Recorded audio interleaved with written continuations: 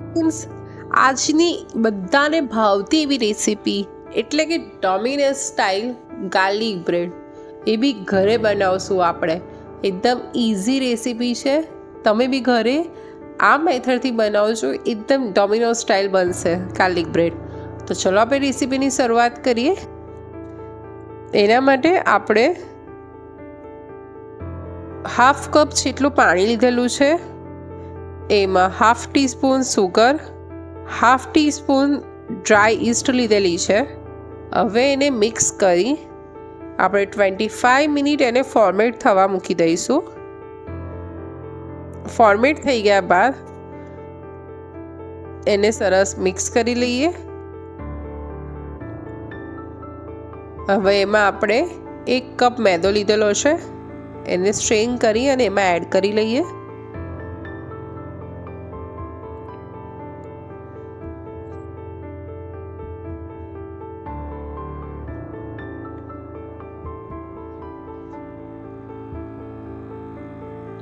હવે એમાં સોલ્ટ અને બધાને સરસ મિક્સ કરી લઈએ.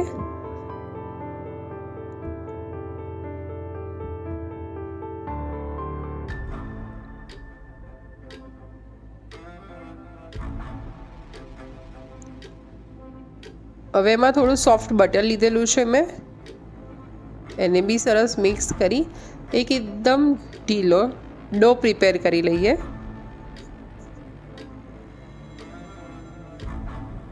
તો આપણો ડો રેડી થઈ ગયો છે.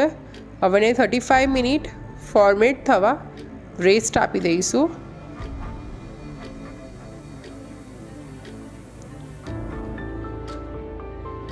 હવે ત્યાં સુધી આપણે રૂમ ટેમ્પરેચરનું બટર લીધેલું છે. બટર સરસ ગરમ થઈ જાય એટલે એમાં આપણે ઝીણું સમારેલું લસણ લીધેલું છે અને લસણને સરસ આ બટરમાં કૂક કરવાનું છે.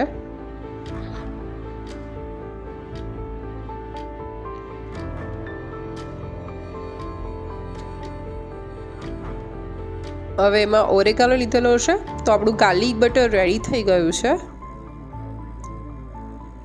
આપણો ડો બી રેડી થઈ ગયો છે. હવે એને થોડું ઓઇલ લઈ લોટે સરસ ભેગો કરી લઈએ. તો આપણો ગાર્લિક બ્રેડનો ડો રેડી છે. હવે એને આ રીતે બેકિંગ ટ્રે પર લઈ એને સરસ ફ્લેટ કરી લઈએ.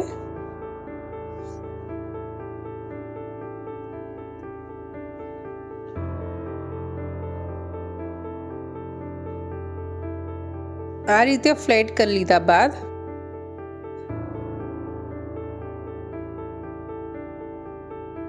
એના પર આપણે જે ગાર્લિક બટર રેડી કર્યું હતું એ એપ્લાય કરી લઈએ.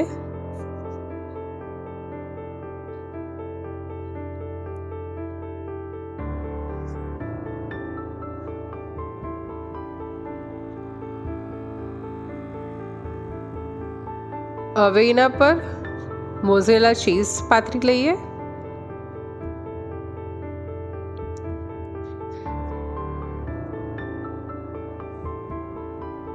હવે એના પર એક પ્રોસેસ ચીઝ બી ગ્રેટ કરી લઈએ.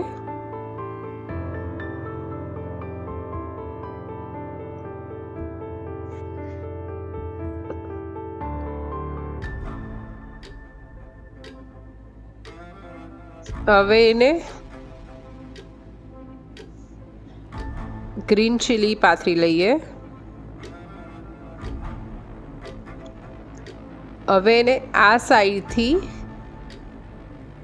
ફ્લિપ કરી અને આ રીતે એને ફોલ્ડ કરી લઈએ અને બધી સાઈડની જે બોર્ડર છે એને પ્રોપર જોઈન્ટ કરી લઈએ કે જેથી બેકિંગ થાય તો ચીઝ બહાર ના આવી જાય આપણું.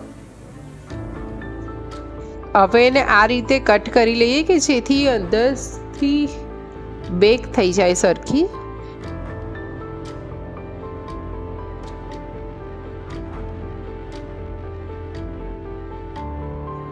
હવે એને ગાર્લિક બટર ફરી એપ્લાય કરી લઈએ ઉપરની સાઈડ.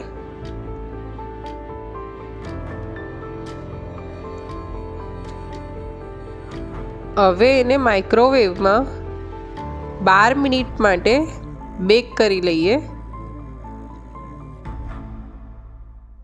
તો આફ્ટર 12 મિનિટ આપણી ગાર્લિક બ્રેડ રેડી થઈ ગઈ છે. તમે એને એકલી બી એન્જોય કરી શકો છો અને કેચઅપ યા ચીઝ સોસ સાથે બી એન્જોય કરી શકો છો. છે ને એકદમ યુનિક અને ટેસ્ટી રેસીપી. તો હવે બીજી યુનિક અને ટેસ્ટી રેસીપી સાથે ફરી મળીશ. આવજો. જય શ્રી કૃષ્ણ.